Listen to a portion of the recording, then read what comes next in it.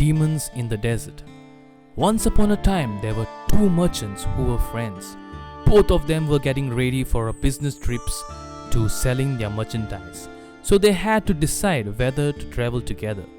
They agreed that since each had about 500 carts and they were going to the same place along the same road, it would be too crowded to go at the same time.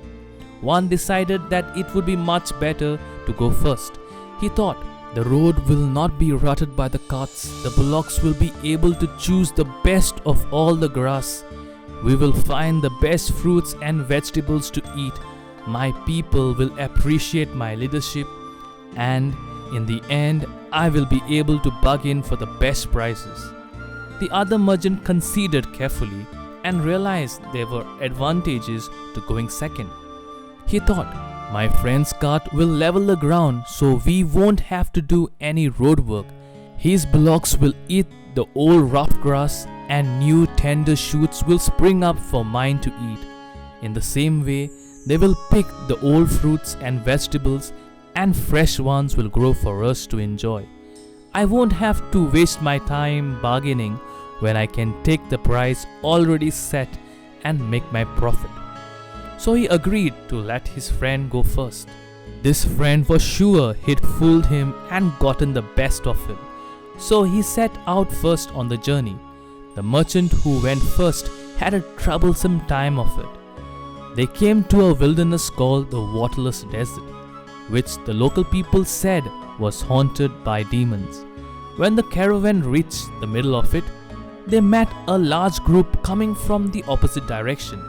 They had carts that were mud smeared and dripping with water. They had lotuses and water lilies in their hands and in their carts. The head man, who had a know-it-all attitude, said to the merchant, "Why are you carrying these heavy loads of water? In a short time you will reach that oasis on the horizon with plenty of water to drink and dates to eat.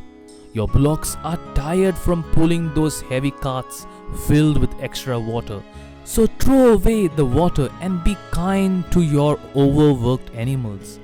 Even though the local people had warned them, the merchant did not realize that these were not real people but demons in disguise.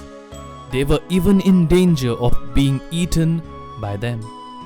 Being confident that they were helpful people, he followed their advice and had all his water emptied on the ground. As they continued on their way, they found no oasis or any water at all.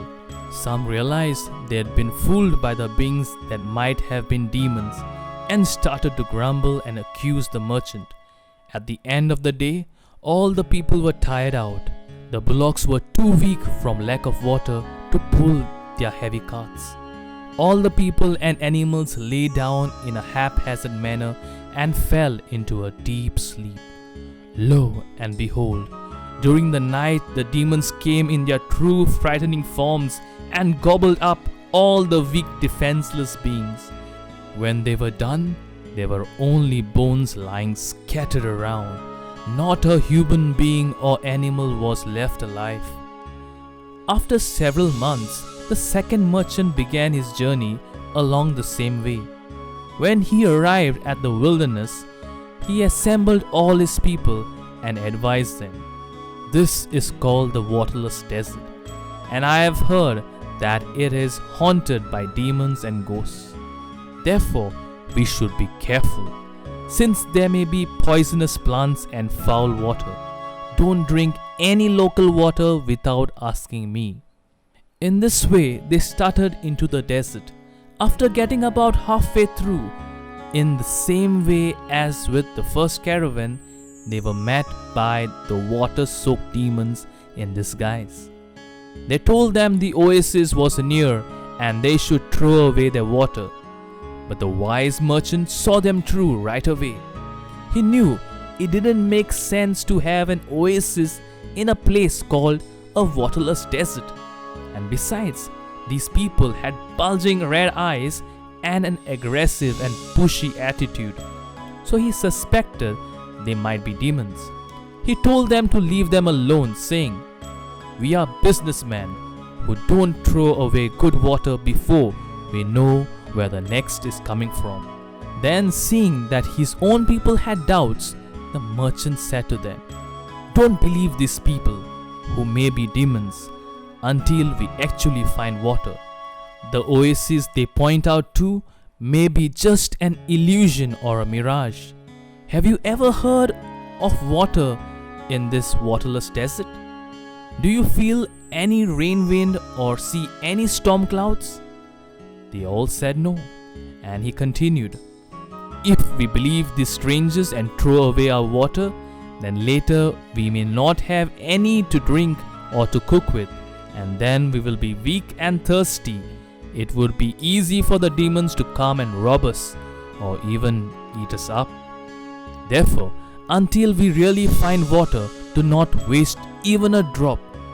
The caravan continued on its way, and that evening reached the place where the first caravan's people and bullocks had been killed and eaten by the demons. They found the carts and humans and animal bones lying all around. They recognized that the fully loaded carts and the scattered bones belonged to the former caravan. The wise merchant told certain people to stand watch around the camp during the night. The next morning, the people ate breakfast and fed their bullocks well. They added to their goods the most valuable things left from the first caravan. So they finished their journey very successfully and returned home safely so that they and their families could enjoy their profits. One must always be wise not to be fooled by tricky talk or false appearances.